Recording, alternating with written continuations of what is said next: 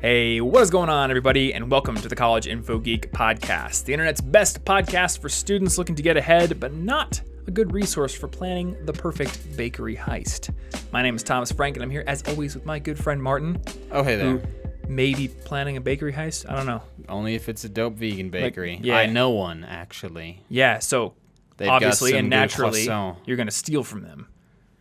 Yeah. You're going to make Well, don't support the businesses you love. Steal from them and force them to close. Exactly. That's what my mom always taught me. Got to make a deposit into your 401 cake. Get out of the podcast. All right, Dad. What else do we got going on today? I've been usurped. I have to leave. I'm sorry. But not sorry enough to take that joke back. Fair. I will leave the podcast forever if need be. Vote with your phones now. Yeah. Today, we're going to be talking about something that I didn't really think I would ever cover on this particular podcast, but it actually, I think, makes sense. We're going to talk about how to grow your social media following. Hashtag crush it. Hashtag ballin'. Hashtag cynically, ironically saying hashtags. Yeah. Well, if you say Bam. hashtag crush it all the time on every social media network, you will get 1 million followers. That's how it works. That's actually that's the tip. That's how Gary Vee did it. We're done here. Actually, I haven't said hashtag crush it enough. Always use And a you know what? hashtag. I don't have 1 million followers on Twitter or Instagram or MySpace or LinkedIn. I've been slacking on my hashtags, my crush it's, my hustles, and my never sleeps. Oh, man. So sleep is for the weak. You got to want it Hashtag bad sacrifice mental well-being Well, for success. If mental you don't well-being type that is- out, you can't win. mental well-being is less important than having a number on your social media That's account. true. Clearly. That's fair. Hopefully, also clearly, this is sarcasm. Oh, yeah. Yeah, that stuff. This is the real part coming up. Yeah. Keep your mental health as your top priority, please. But I wanted to talk about this because I realized that in this podcast's history, we've done a sort of series that really hasn't like come one after another. It wasn't a sequence of episodes, but throughout the past 100 or so, I think, we have done an episode on how to start a blog, how to start a YouTube channel, how to start a podcast, and how to become a published author, and also how to become a how to become a public speaker. So we kind of have this quintfecta, which I'm just going to make up as a word right now. Sure. It's a quintfecta All right. of episodes on essentially becoming a, if not public figure, doing the things that get you public attention. Yeah. Building like a media following for yourself and your ideas. And the only thing we really haven't covered in that realm is how to grow your social media following. Which is funny. I feel like for a lot of shows, maybe that would be the first thing that they would think to do. I think it would be the first You know? thing. Yeah. And I think a lot of students out there, for personal reasons, want to know how to do this. But there are also career development reasons why you would want to grow a social media following. The more people who follow you, you have social proof that is helping out your professional image, for better or for worse. But you also have more connections, more career opportunities, more people who are seeing your work and who may be able to connect you with people that you can work with down the road. There's a lot you can do there. And I also got inspired to do this episode because you recently passed 1,000 followers on your That's Instagram. True. And I did that. I feel like I was trying to catch an anti-gravity knife because you're now at 1,300 or 1,400? I'm at 1305 maybe. Yeah. So like in the past, I don't know, Somewhere in 5 there. days since I decided to do this episode, you somehow picked up 300 followers. That is true. I don't know. With that quality content brought to you by James Quall. James Quall. Yeah. Also for the YouTube audience, my hair is weird because I'm going to go get a haircut, so I didn't put anything in it. Usually I put skunk mucus in my hair to keep it all nice and looking good. That does sound good. That is, yeah. Is it fair trade skunk mucus? Yeah, of course it is. It's not like a skunk sweatshop here. Do they These get are paid? well-treated skunks. Okay. And That's they're good. they're ones that are they're in the infirmary, they have a cold, so they sneeze and they just collect it. And then they let them go when they're healed. There's no business profit motive in this. It's just Yeah, there is. There's keeping skunks sick. hashtag keep There's a skunks conspiracy sick. here. Something like that. Yeah, but I need to get a haircut because I hate it when the sides of my hair get all I don't know what the word is. When they like stick out. They start making little tiny Yeah. wings or something. Yeah. I hate that. I don't like it. It's I hate awful. So I need to just like, I don't know. I need to have a person who just comes to my house every day and just like shaves the sides of my head. Yeah. Preferably in my sleep so I don't have to waste time on it. Yeah. That's the worst thing about haircuts. Anyway, so question number 1, why grow a social media following? Why post on Instagram, Martin? Especially, I mean, this is a great question for you because you're the kind of person who doesn't seem to care about the that's internet. true. I do not care about the internet. Ironically, since you work on the internet. Yeah, and the internet know how provides to me my life. build the and internet. yet my phone is upstairs because I don't care about it or any of the things on it or the internet or the things. And so it was, I almost felt ashamed to admit I got an Instagram, because I was like, this is so anti-me. You did look less than enthused when you first announced it on the podcast. I felt like I was caving on something important, Though you know what? When you announce things that you've done on the podcast, it's usually quite nonchalant. Like, by the way, I got engaged, I guess. That's not important. That's because I don't care what anybody thinks about it. I just don't. All right, so as a person who doesn't seem to care what people think, why start an Instagram in the first place? And why be so gung-ho about posting every day? So yeah, those two things. The first one, I started an Instagram because I really like photography. I like my photography. I've been doing it for a couple years now because I started when I injured my hands, and it was one of the few things I could still do. So it like gave me an outlet for creative stuff, and I think I've been getting a lot better since then. I've got some pretty cool photos that I'm proud of now, and The nighttime flower is the best. yeah, I like that one because it reminds me so much of the book, The Girl Who Fell Beneath Fairyland and Led the Revels there. Like that picture would be a good, like, I don't know. That's my fan art version of a photo. There you go. It's a fan photo. I haven't read that book, but it reminds me of it kind of reminds me of the movie Avatar. I haven't seen that. Well, at night on the planet in Avatar, there's all these glowing flowers and plants cool. and things like that. So it reminds me a lot of that. Yeah. But so I'm liking my photography, and I used to do music and stuff, and I never felt weird sharing that because the thing is I'm creating something, and I want to like share it, not necessarily for gain, but to just share it. So that's reason number 1. Reason number 2 is I would really like to just do some sort of cool photo work. It would be cool if like a botanic garden or somewhere was like, hey, we want you to do this. And I'd be like, okay, that sounds fun. I just like a challenge. Like I liked taking photo classes because I'd get homework and I'd be like, ooh, how am I going to do that? It's not even really like any payment or recognition. It's more like I want a challenge, something fun to do with it that serves a purpose. Yeah, it's fun. And whether I like it or not, one cannot get anywhere doing something if they do not admit to anyone in public that they do it. If no one knows that I take photos and no one can see any of my photos, and then I refuse to tell anyone, then there is no way that I will ever get to do that kind of work with somebody without just saying, hey, trust me, I'm just some random dude. I don't really want to show you my stuff. I don't want to, but work with me. And you can't make connections. Wait a minute. So is this why I've never gotten any fans for my secret black metal band where we record on cassette tapes and then immediately burn them right afterwards? You like throw one into the ocean in a floating container, and you're like, someone have no will get fans. this. No one's found our burnt tape recordings and somehow reconstructed them and then listened to our music. Yeah, it baffles me. It's just like, like I hate self sort of advertisement. I don't like it because I just don't like to do that. I don't like to do things that don't feel humble. Yeah. And I don't care that much about making people like what I'm doing. But if I don't admit it or share it or do anything with it, I simply cannot grow. Yeah. I cannot get the challenge. And so then I was like, to get past my stubborn, withdrawn self, I will do 30 days where I post one photo every single day. And now I've done like 120, 130, 140, something way past 100. And it's still We're not to day, 200. Right? Yeah, it's every single day. I haven't missed one because now I'm like, I like it. It's a challenge now. Yeah. And that's what I wanted. It's a challenge because I feel like now that I have this many followers, I want to post something every day consistently. I don't want to be like, well, thanks for following. Anyway, I'm done with photography. And so I have to be like, oh man, I'm running out of photos on Tuesday.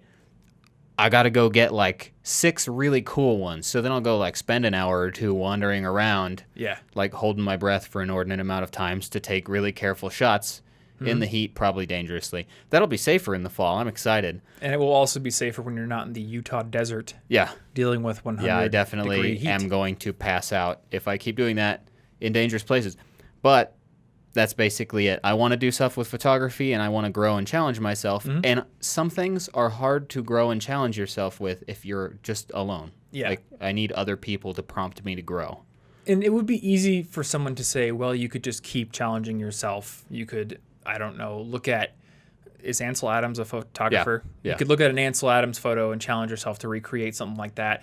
But it's fun to, one, have your work recognized by somebody that you admire, whether it's an institution or another artist, and two, be able to work with other people who are doing the same things that you're doing, or who could, I don't know, give you an avenue to share with even more people.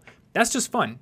Yeah. So I could see why you would want to do that, even though you could technically just try to take more and more difficult photos on your own. Well, and it's got a real, like, the daily thing is so helpful for this because it's got an actual deadline. So if I'm like, I'm going to go recreate an Ansel Adams photo, but I'm not going to show anyone, I could do it next week. The weather doesn't look that great outside. And then I just keep pushing it off. Yeah. I have nothing prompting me to do it because, one, it's a big project. I'm now challenging myself to recreate one of the most, like, famous landscape photographers. Yeah. And then I don't have any real deadlines that matter. It's only to me. No one knows. No one can keep me accountable. But with this, I was like, one for 30 days, so it wasn't overwhelming. I thought I could quit in a month if I wanted to. Yeah. And not every photo will be my greatest photo. That can't possibly happen. So there's not as much pressure as if I was like, I'm going to post one best photo of all time every week. Yeah. I would quit after week like 1 because Yeah. there's so much pressure. That's But tough. now I'm just like, here's a photo. I think it's pretty cool. And Yeah. there's a low pressure and high accountability.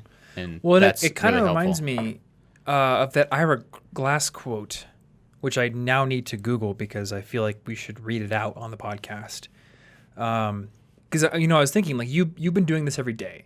So obviously you're not trying to go out and find the perfect photo.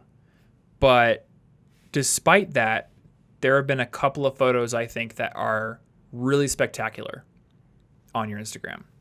I'm specifically thinking of the one with the ant perched on what looks like a giant precipice, but it's actually just a flower. Yeah. And then the nighttime one. And there's a Thank lot of other you. really great those ones. two but are my like favorites. those two I think are your best work. And so if they're your favorites, that's also pretty cool. But those came as a result of you doing consistent work every day. And the problem is a lot of the photography stuff is like patience and luck. Yeah. I need True, you can't, I like, didn't make pick it up an happen. ant and just put it on there and be like, stay on the flower, look in the flower, and don't move. I had to like be really, really patient and wait and and observant. It's hard. If I don't do it every day, I will never find those good shots. That's true. A lot of photography is just serendipity. Because, it's the process like- of capturing life. You need the technical skill to use the camera, the vision, the patience, and the ability to observe. That's it. I can't control what nature does. Yeah. Like if I was painting it, I could paint the ant wherever I want, But one of the challenges of photography, it's easier to click a button and now all the art's there, Right. But I don't get to control what it is. Nope. That's the push and pull there. Yeah. So that's a good point that social media can give you a sort of accountability device to keep yourself consistent. And if you want to grow as an artist or even a professional, that's what you need to do. And I really want to read this quote. I don't even know if I've read this entirely in a video before. I mentioned it, but I think it bears reading. So this is from Ira Glass, who is the host of This American Life, one of the most successful podcasts of all time. And I think he said this at a conference because it's a little bit disjointed. It's not written down, but it goes like this. Nobody tells this to people who are beginners, and I wish somebody told me. All of us who do creative work, we get into it because we have good taste. But there's this gap. For the first couple of years, you make stuff, and it's just not that good. It's trying to be good. It has potential, but it's not. But your taste, the thing that got you into the game, is still killer. And your taste is why your work disappoints you. A lot of people never get past this phase. They quit. Most people I know who do interesting creative work went through years of this. We know our work doesn't have this special thing that we want it to have. We all go through this. And if you are just starting out or you're still in this phase, you've got to know that it's normal. And the most important thing you can do is do a lot of work. You put yourself on a deadline so that every week you will finish one story. It is only by going through a volume of work that you will close that gap, and your work will be as good as your ambitions. And I took longer to figure out how to do this than anyone I've ever met. It's going to take a while. It's normal to take a while. You've just got to fight your way through. And I think that's what you're doing. You're kind of like fighting your way through this process of trying to have something to publish every single day. And along the way, you end up with a few photos that are really, really special. Yeah, and I think that just the format of social media for this particular kind of project is a really good source of accountability because I don't need to go out of my way to interrupt somebody's day to show them the work. You follow me, you see the work if you want. If you don't want, that's whatever. I'm still posting one tomorrow. I don't have to keep going out and saying, look at my stuff, everybody look at my stuff, because I wouldn't do that. I would quit that too. But with social media, it's kind of built in. It's just a part of the system. Yeah, and I found kind of the same thing. And I don't know if this is going to work for everyone out there because I think everyone is different and everyone's motivated by different things. But I have always been motivated by the act of elevating the importance of my work or even my daily habits beyond just its benefit to myself. So for example, when I was in MIS 330, which is everyone's favorite trivia, marathon information systems class where you have to memorize processor names and things like that, I found a way to share my notes that I took in class. So every class I'd come in, I would take my bullet style notes in Evernote, but then I would generate a public share note to that. And I can't remember exactly how I did it. It might have been like collegeinfogeek.com/MIS notes or something. That won't work anymore, I guarantee it. It was probably something different, but I posted in the class Blackboard, hey, if anyone needs to get the notes and missed a class or something, I take them, I make them public. And by doing that, I felt like I was responsible for more than just my own success when I was taking notes. So I took more thorough notes in that class.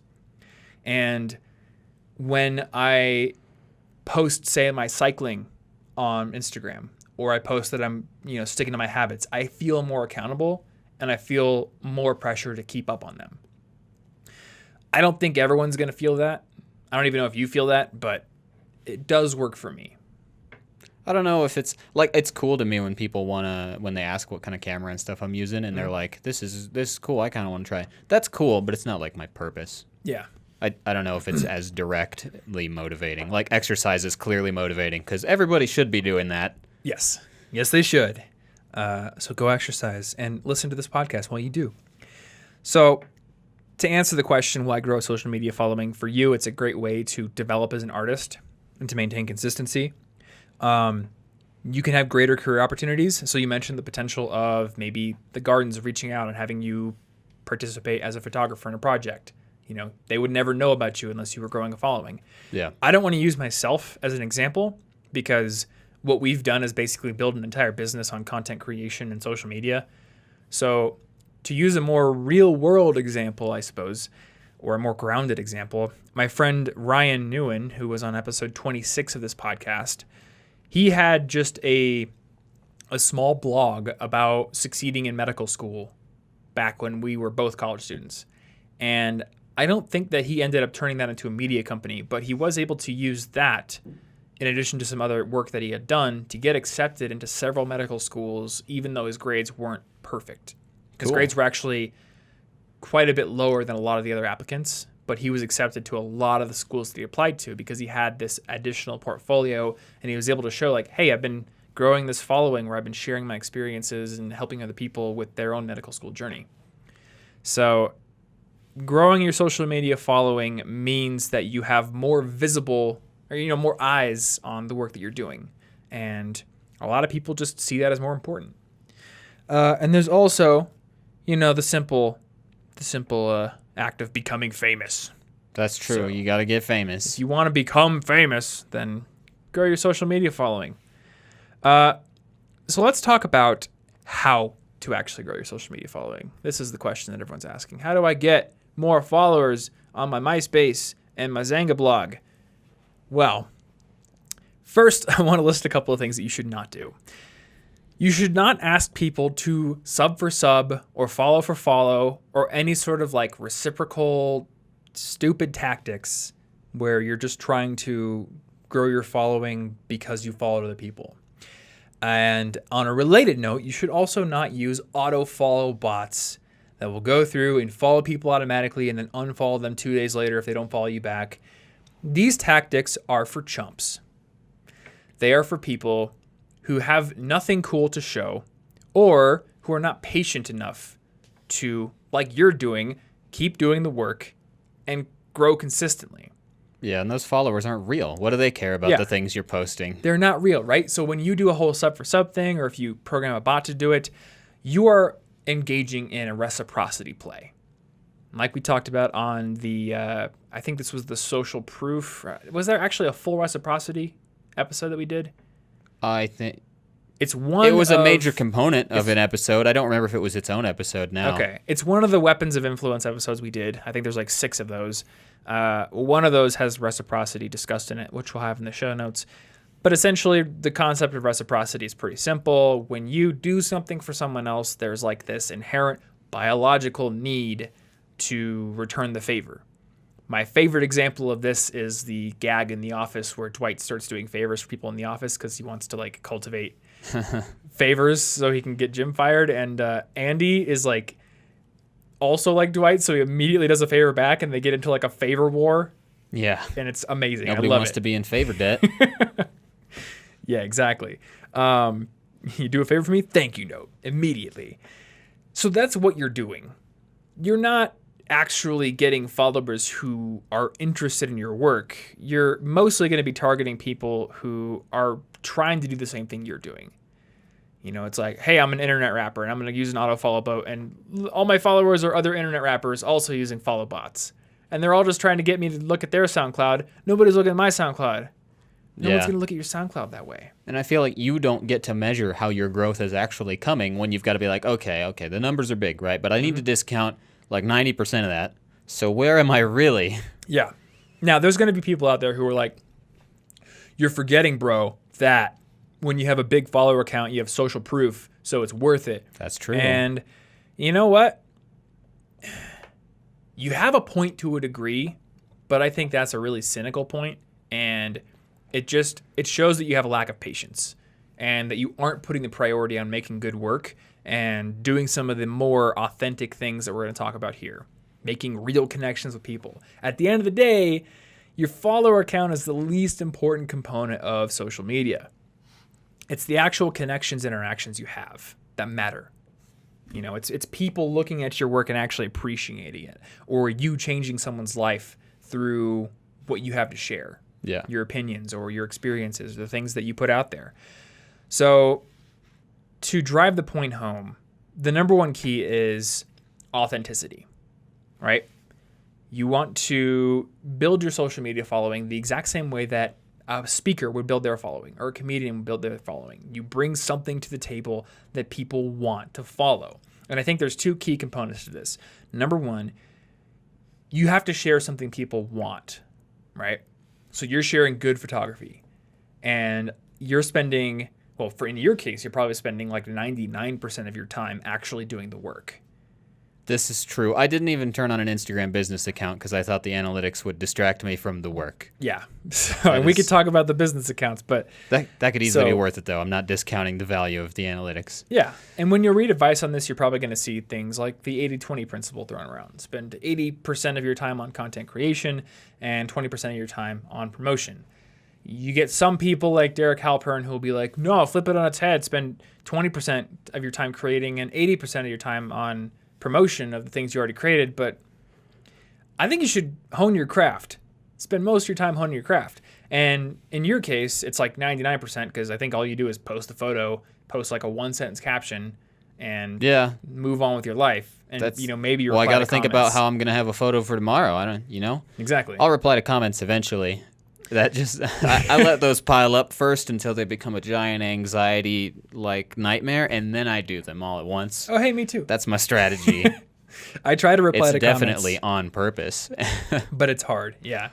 So here's the big thing. You have to, number one, have something people want to follow, but you also have to build the expectation that there's more to come.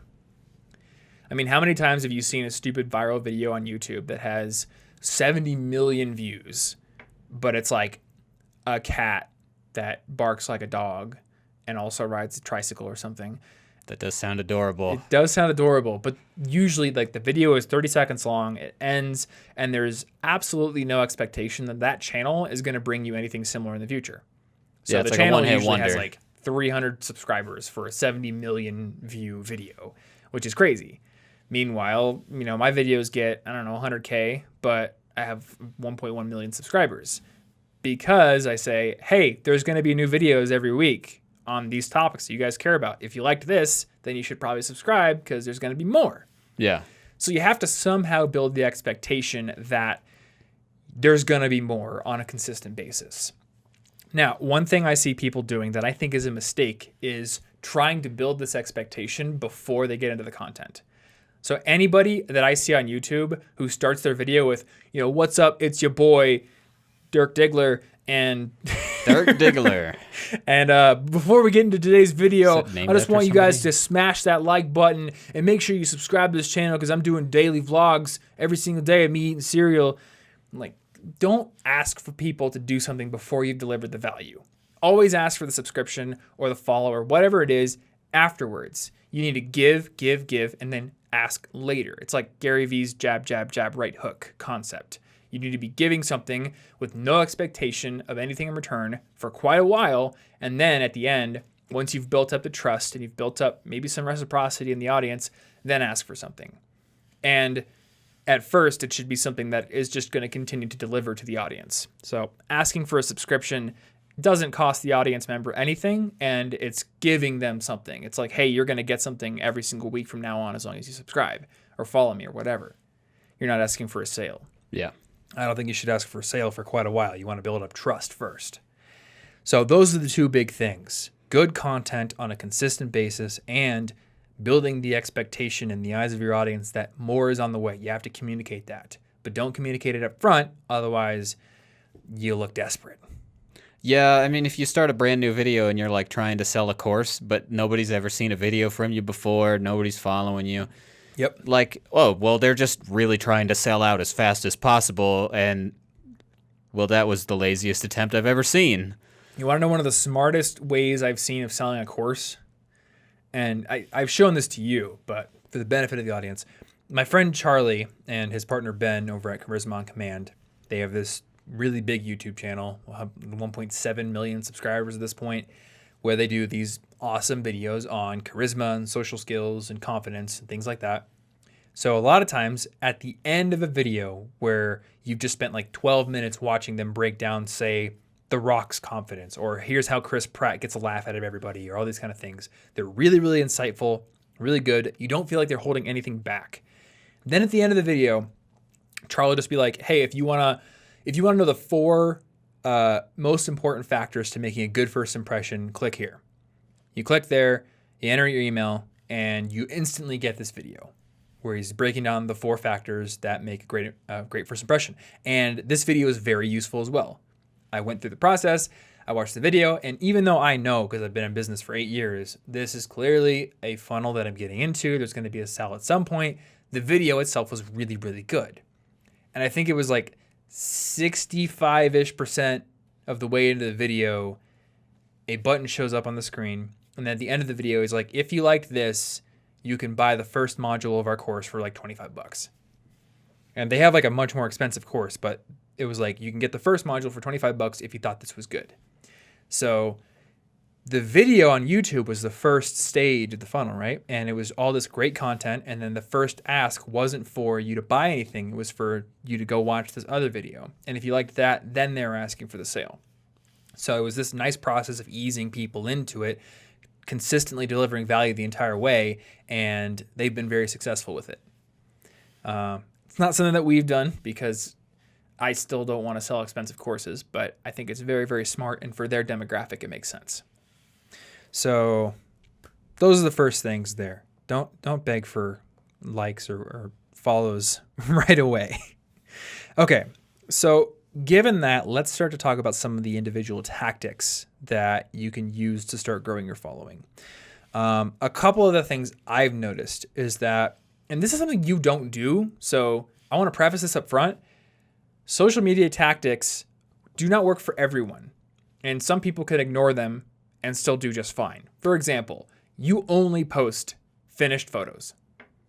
This is true. You never post like a behind the scenes. Like, I've taken a zillion photos of you taking photos, and you've never said, "Hey, can I post one of those up to like I get people I put over stuff the like shoulder?" that in my stories every once in a while, Okay, but I so there don't. you go. I want a really consistent, like as if it were my portfolio. You're using sort of Instagram as a look. portfolio. Yeah. So you could take that view and say, like, I'm an artist. My portfolio is going to be nothing but my work. And another good example of somebody who does this, who you should go follow or look at, is a guy on Instagram. I think he goes by the handle Matt Shirley. And we'll have it in the show notes, but it's like Matt, but then it's like the word sure, Sure, and then Lee. His Okay, last name is okay. Shirley, but I'm guessing that somebody Okay. already had like the actual spelling of Shirley.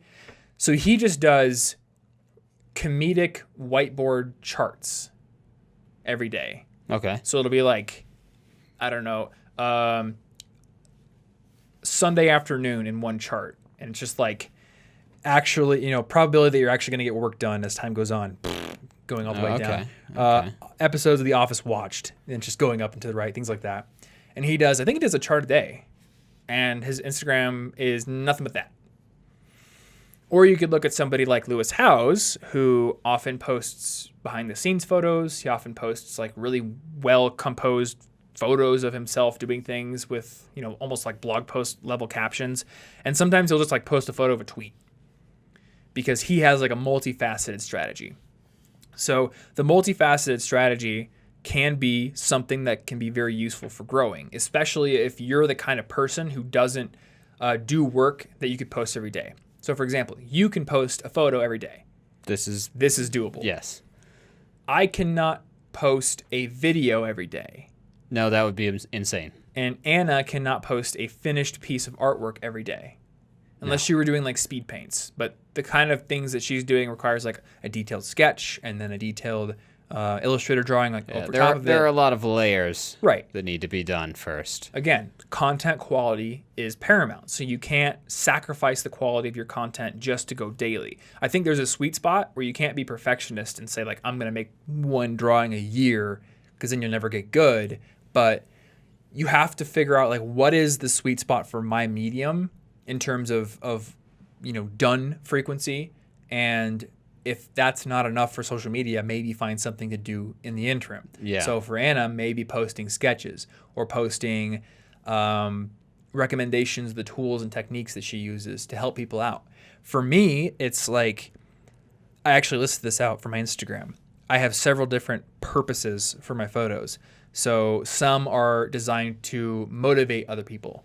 So anytime I post like fitness stuff, my intention is to get other people energized and convince them to go out and work out themselves or do some physical activity, or to inform. So sometimes I will post a photo of myself working and I'll say, here's a technique that I use for being more productive, or here's how I get writing done, or here's the tool I use for answering DMs. Asking questions. So this is a great way of engaging your audience. I remember I posted a photo, it was literally just like a pretty low effort selfie with a hat on. And I just put the caption, where y'all from? Yep. And got, I think like 1,000 comments, whereas a normal photo will get anywhere from like 10 to 20 usually. And I think like people love getting the opportunity to talk back. And you need to view social media like this. I mean, maybe you view yours as purely a portfolio, but I see you respond to comments sometimes. I've asked. Occasionally, I'll have a question that goes along with it. So, okay, if you want to build your following, yes, you could say, I'm going to be an artist, and maybe like you're so good at art or whatever art it is that people are going to follow you. Like at the end of the day, top talent is going to get a following just by the virtue of how good it is. So let's put that aside for a second. For everyone else, social media is designed to be social. It is in the name. It is right in the name. And this is especially true on some place like Twitter, but even on Instagram. Give people a way to talk back. And when you have a smaller following, you actually may have to go out and engage that yourself off of your content. So if you've got like 10 followers on Instagram right now, you're not going to be getting a bunch of comments on your own photos. So you should be following other people, both bigger artists out there or bigger people, but also people who are at your level. Engage with them, comment on their photos, use the functions of the app that you're using. Don't just post your own work and hope that people are going to engage with it. You have to be an active participant on both ends of the process.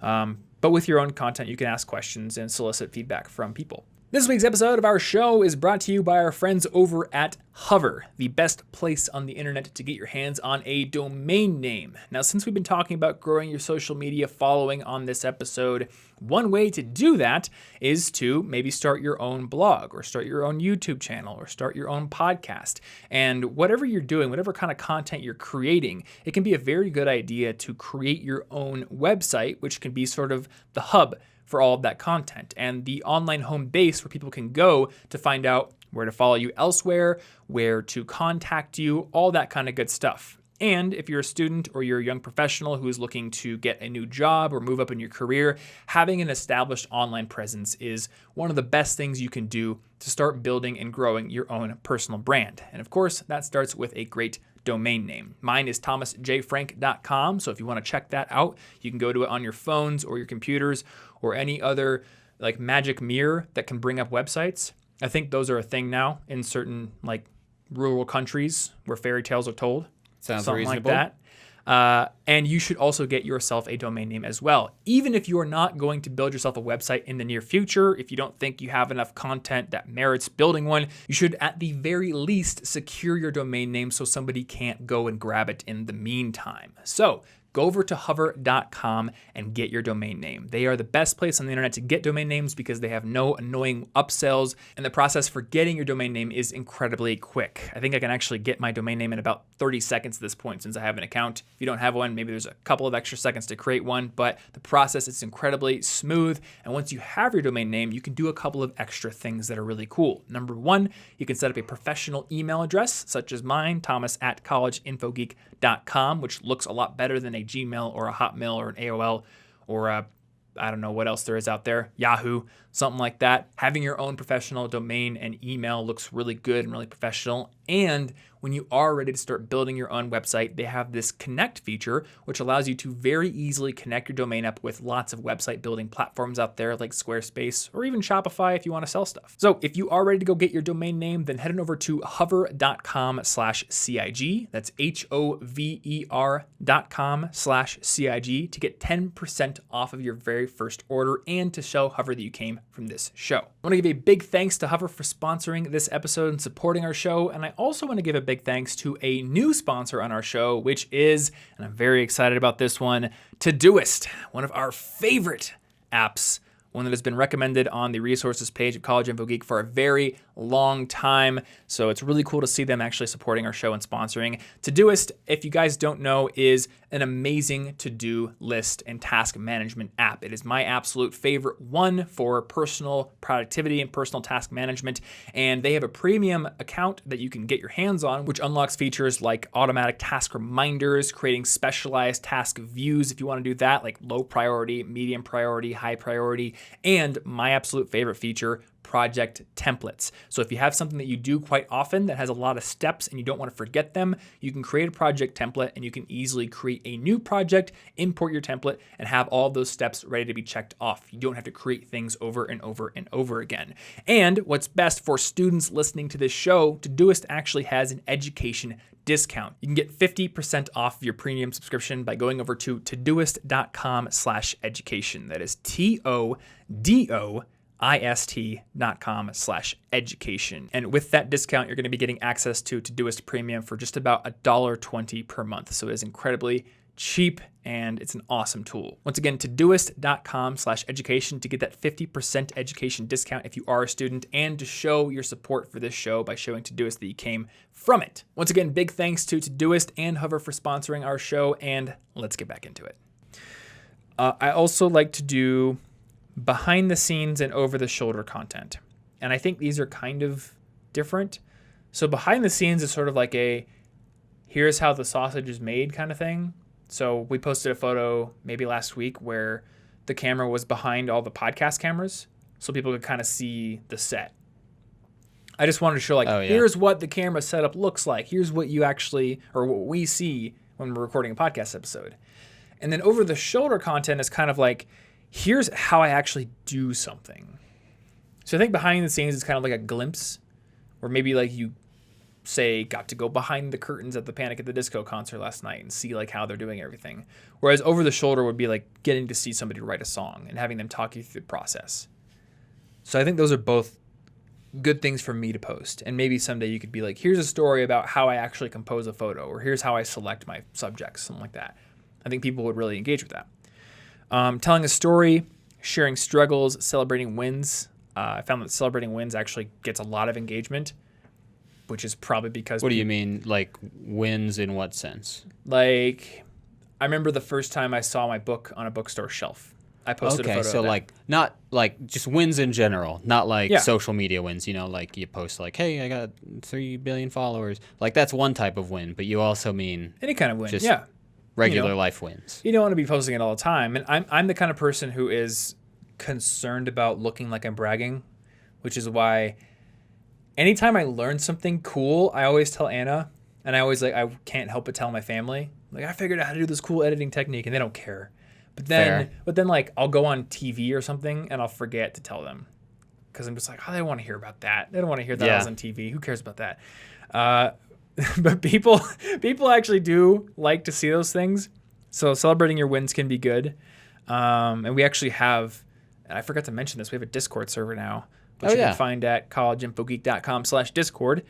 We have a achievements channel in there, which cool. I didn't have that at first, but people suggested it. They were like, hey, we want to have an achievements channel where we can just go in and post a win that we had. So we can just kind of see what other people are doing. Cool idea. Celebrate each other's wins.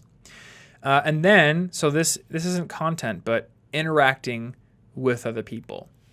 So answering DMs, answering comments, calling people out in your content.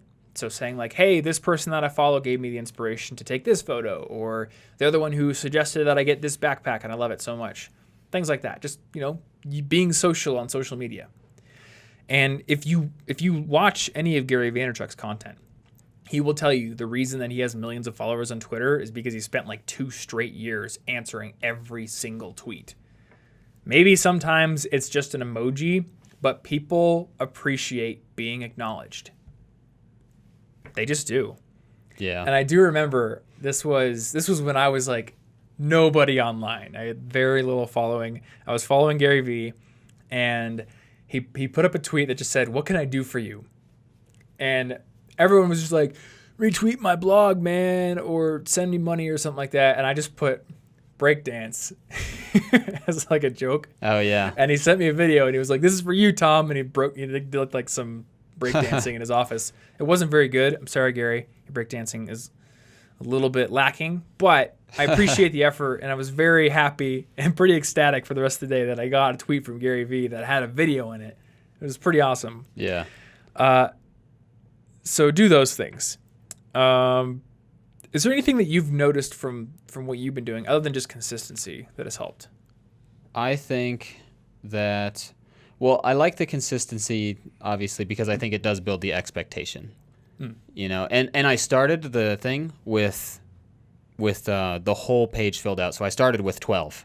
Meaning you uploaded 12 at once? I uploaded 12 on day 1. Oh, okay. That way, when people went to the account, they would immediately see a good example of what they could expect. Because if it was just one photo, they'd be like, okay, well, is he going to do this tomorrow? I don't really know. So I just want to fill out. I want you to immediately get a feel, because what if you don't like flowers, Then all the flower pictures don't matter, but what if you see the insect? What if you see something else?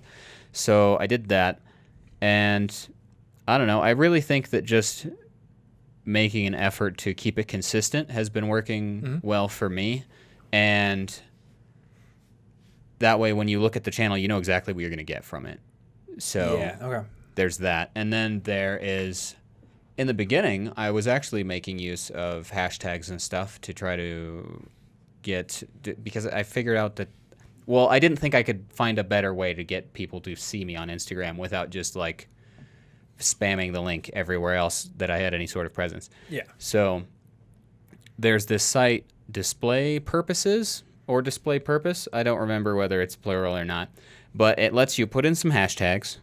You know, like we were just in Utah. So if I put in like Moab, Utah, Arches National Park, and then it will show you a bunch of suggested tags to go along with each of those. Oh, okay. It will show you how popular those tags are and how relevant it thinks they are to your post. Mm-hmm. So at least in the beginning, I was really trying to strategize more with this because starting with like 10 followers, you got to do something. Right. You got to do something extra. Otherwise, it's going to take a while. Because if you use a hashtag, then you show up on the hashtags page. And one thing Instagram's done recently is let you follow hashtags. Yeah.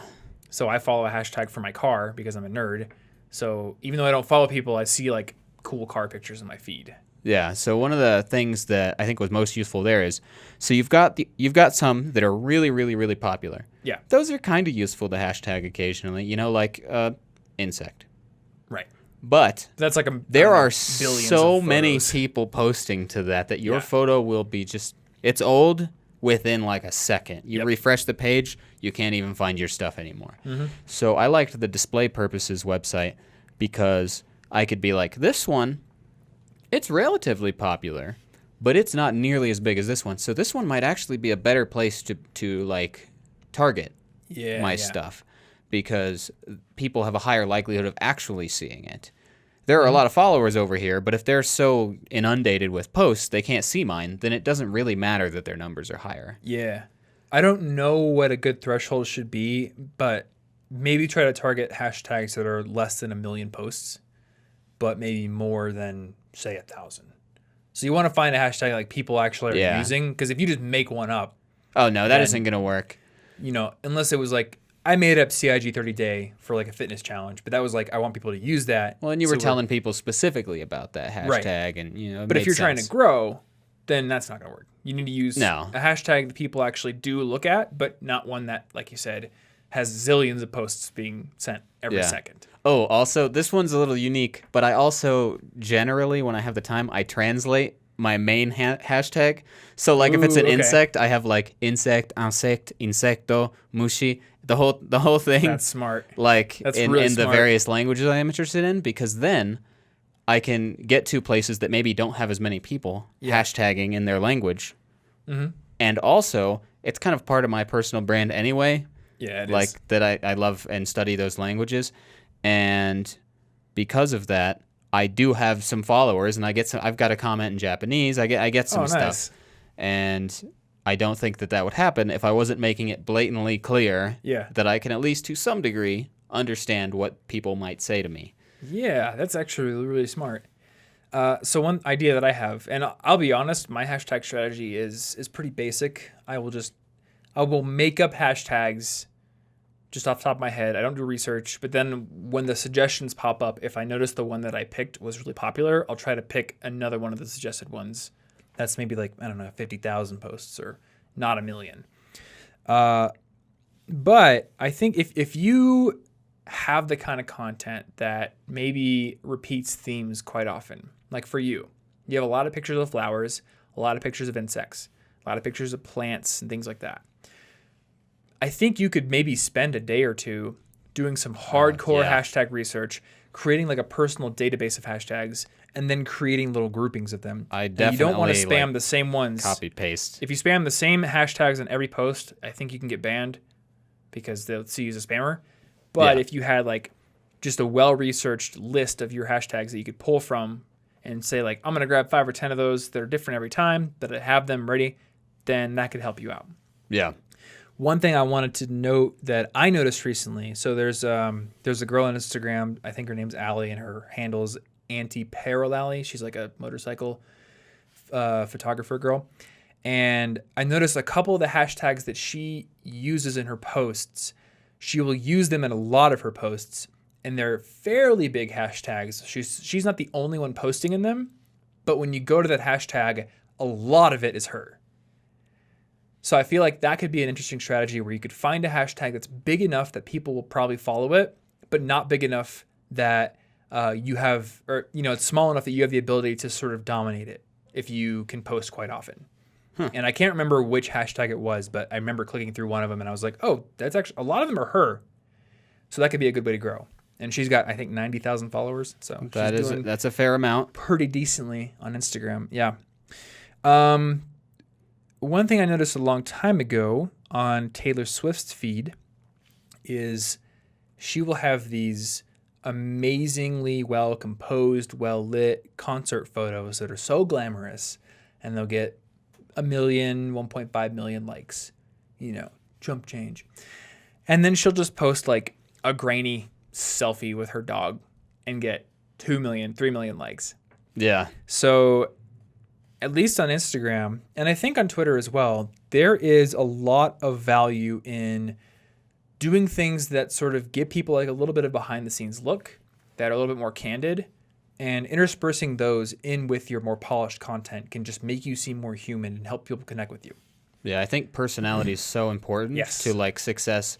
Like you can build an entire brand off nothing but your personality now, because like YouTube and everything, you could just, I have nothing consistent to say, but you like me and what I'm going to say, so here we go. And that totally functions as various YouTube channels. And Exactly, yeah. So a lot of people are building their followings completely off of their expertise on a topic, but that means you live and die by your topic. yeah. But if you are funny or people just like your personality, then they're probably they're going to come back every single time. They're going to be like, well, I don't care that it's a photo of a flower. I only like acorn photos, actually, but I like Martin's captions.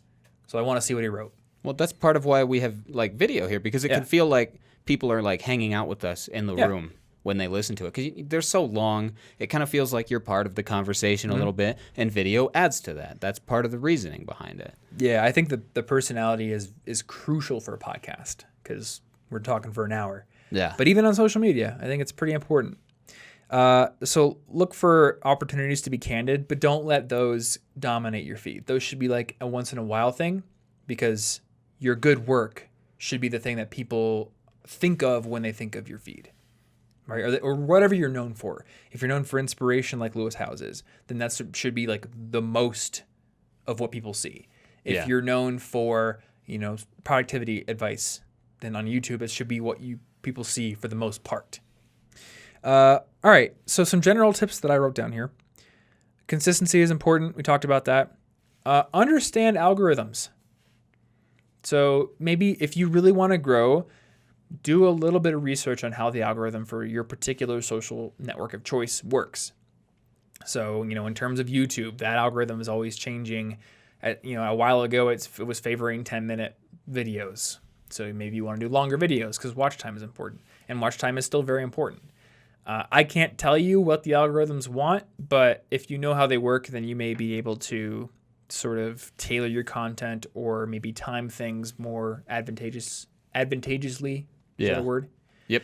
So like for Instagram, I have read that it can be a good idea to figure out when your audience typically logs in and sees things and then try to post around that time, because that way more of your audience is going to see it, they're going to interact with it, and that will hopefully show the algorithm that people like this post, and it will show it to more people. Yeah. Because it's no longer a chronological timeline. And I know some people out there are mad about that, but I kind of like it because it just is like more of a meritocracy thing. If it's a total chronological timeline, then that means like if people follow a bunch of other people, then like every single person you follow makes your following of me worth less. Yeah. But if I post really good stuff and you like it, then I'm going to show up more. Like I follow a bunch of people, but there's always a few people who show up at the top of my feed and who show up in stories. And they're like the first one I click. So focus on really good content and see how the algorithms work, and you should be able to, hopefully take advantage of those a little bit. We talked a little bit about asking for subscriptions, asking for follows, things like that. So these are called calls to action. And to grow a following, you sometimes need call to action.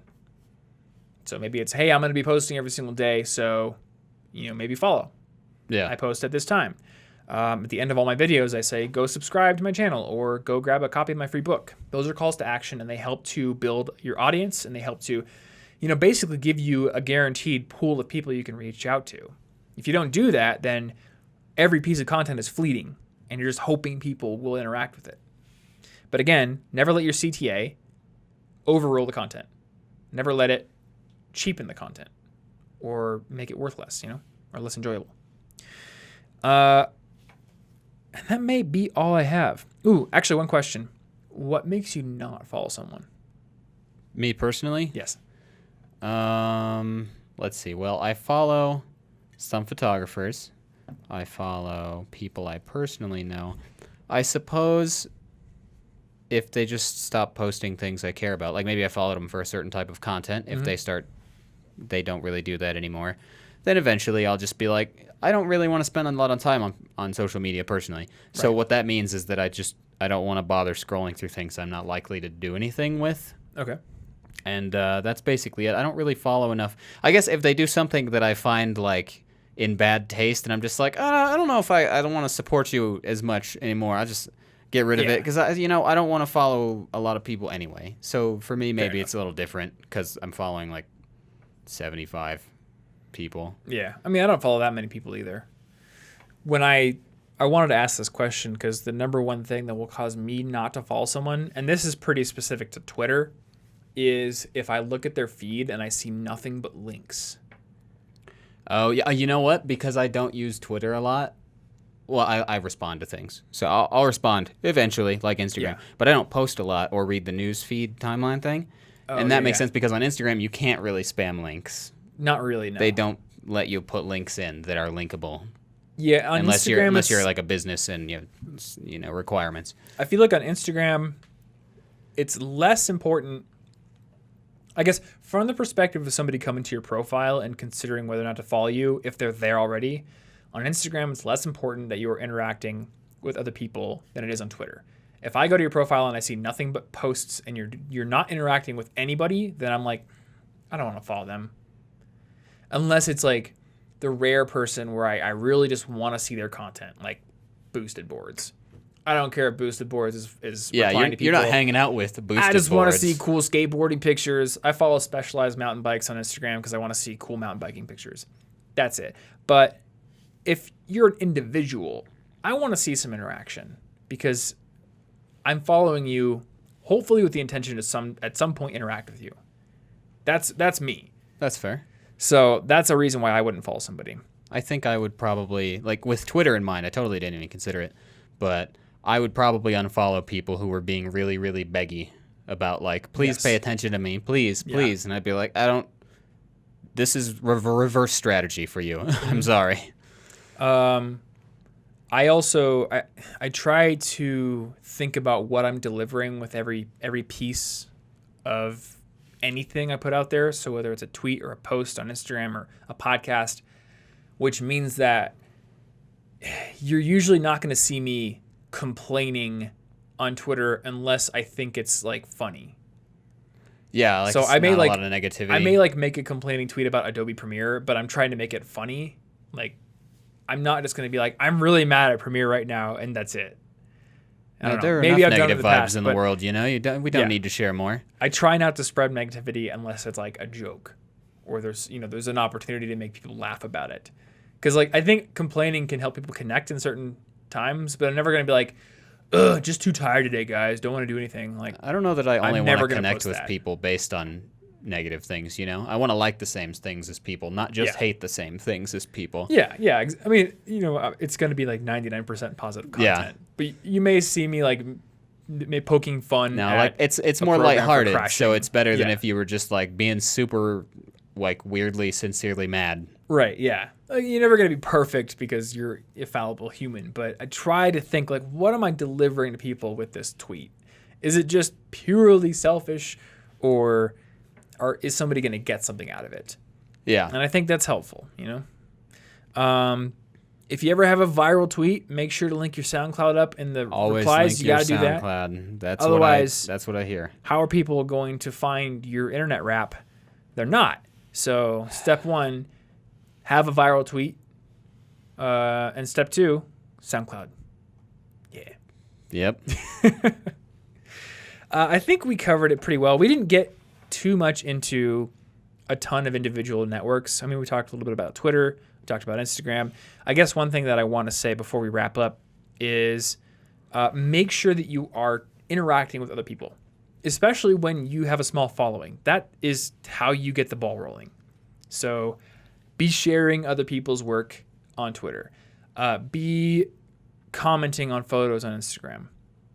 Don't just be putting things out there. Social media is about being social, so you have to give attention as well as try to receive it. So be posting good things, but also be interacting. And remember that this is a slow process. I've been doing College Info Geek for 8 years.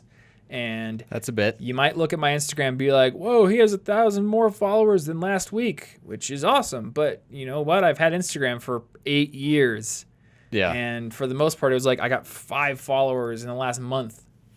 So there's like this logarithmic curve that often happens when you start to get some notoriety, but nobody gets to see the point on the graph that's much, much, much longer and much less exciting.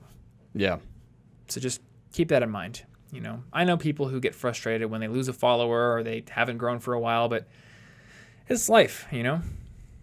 Work harder. Yep. Something like that. Prioritize your mental health, okay? Your social media following and the fact that you have 760 followers instead of 761 is not a reason to be frustrated. And it can be tough, you know. It can be tough to not feel that. And it can be tough to, you know, maybe get a negative comment and not feel bad about it. Oh, yeah. So, well, that's why don't let this be your only source of like validation that you get for your work if possible. Yeah. Either because you sincerely enjoy it so much that it couldn't be enough to take it away from you, or you do something else to show people in real life. Like if social media is your end all be all, it's quite a risk. In fact, I think one of the first things that you should try to use social media for is to start to build stronger relationships with people who share your values, and then take those relationships to other platforms where you can chat more freely.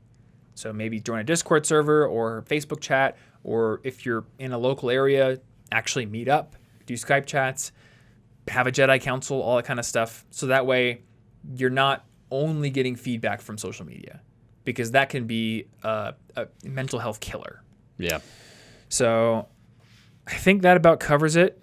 Don't forget to like, comment, and subscribe. Don't forget to follow us on social media, guys. That's how you do it. You tell everybody you know how to get a lot of followers, and then you just tell them to follow you. Bam, now you have a lot of followers, so people look at you and they say, hey, they have a lot of followers. I should watch their thing on how to get a lot of followers. Yeah. It's like recursive. My new YouTube you just channel keep getting followers. Is about how to grow a YouTube channel. I've got one subscriber. It's my mom. But if you guys subscribe, you should trust it. Well, then you'll be able to trust me, right? Then you'll know the answers. You got to learn them first before you can tell them to everybody else. Yeah. Maybe don't start how to blog like an expert blog when you have never blogged before. Yeah. I saw a lot of those when I was a blogger. Well, I guess I am still kind of a blogger. But yeah, there's a weird sort of recursive business model where you tell people that here's the secret to doing something. The secret to doing it is to tell people you have the secret to doing it. Yeah, go learn how to make sausage before you launch a sausage making course. Yeah. You know, or launch a different course. You get the meat grinder, you get the little bag things. I don't know. They're plastic grocery bags, now, actually. For $10 extra, you can add on the vegan chorizo module to our course. There is some differences that you're going to want to know. That does sound like there'd be differences. There are some big differences. Anyway, guys, if you want to follow us on social media, I'm Tom Frankly in most places, Twitter and Instagram at the very least. And you are? Yo Bartholomew. Yeah. Instagram and Twitter as well. Facebook.com/Thomas is another thing as well. And I'm guessing you already follow me on YouTube because, I don't know. Actually, I would love to know if you only follow the podcast and you don't follow the YouTube channel. I've always had this implicit assumption that like everyone on the podcast comes from YouTube, but that's probably not true. I'm sure some people have found us just like scrolling through iTunes or I don't know, listening to those weird forest radio stations where they just speak numbers, and maybe sometimes the operator just got bored and put our podcast on. I don't want to think about those. 9, 7, 4, 3, 2, 1. Those are really weird. I think they're just like encrypted codes for spies to get messages from like they're encrypted codes for ghosts or ghosts. Ghost spies, basically. Spy Ghosts. That's the name of my next movie. I don't have a movie currently, but my first movie is going to be called Spy Ghosts. Yeah. they're actually the best spies because they can go through walls and they're invisible. Yes. Why have we not been employing ghosts as spies this whole time? Follow-up question to that. Have we been employing ghosts as spies the whole time? Because if we had been, I wouldn't have known about it because they're that good at not being detected. Yep. Food for thought. Anyway, earlier in the episode, we talked about how we now have a Discord server. So if you don't know what Discord is, it's basically a really, really good real-time chat platform. So if you've ever chatted with somebody on Skype or Slack or Facebook chat, it's kind of like that, but better. And we now have a official College Info Geek Discord server where you can talk with other people about academics and learning, about productivity, career tips, all kinds of stuff. We've got a study music channel that you can join, listen to study music with other people. It's been really fun to set it up. And best thing about Discord is it's totally free. There's absolutely no cost to join. So if you want to join up, collegeinfogeek.com/Discord is the URL for that. Otherwise, you can find the show notes for this episode at cigpodcast.com/225, right? Am I right about that or am I wrong about that? I feel iffy about that number. Is that true? No. I skipped a number. Yeah, it didn't seem right. cigpodcast.com/224. There it is. If you go to 225, you're either going to get nothing or you're going to get next week's episode, which is also going to have a lot of stuff in the show notes. But if you want to learn don't forget to go to 225 next week. Yeah, go to that one next week. But if you want to know about the social media stuff, if you want to follow some of the people we mentioned and analyze their tactics, all that kind of stuff, you're going to want to go to cigpodcast.com/224. Or if you're watching this on YouTube or Facebook, you can find the description link below or wherever it is on the screen and click that and check it out. Last but not least, you can find our resources pages where you can see our college packing guide, our essential books that we recommend for all students, and all kinds of other great gear to make you a more productive person over at collegeinfogeek.com/resources. So thank you guys so much for listening, and we will see you in next week's episode. Stay cute.